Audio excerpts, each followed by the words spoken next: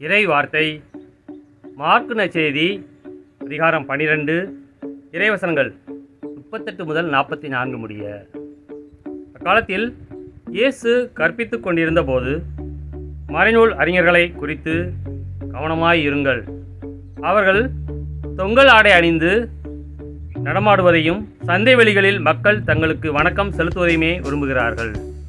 தொழுகை கூடங்களில் முதன்மையான இருக்கைகளையும் விருந்துகளில் முதன்மையான இடங்களையும் பெற விரும்புகிறார்கள்.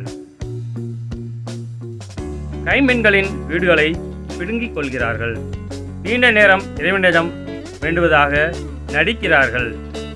கடும் தண்டனை தீர்ப்புக்கு ஆளாக இருப்பவர்கள் இவர்களே என்று கூறினார்.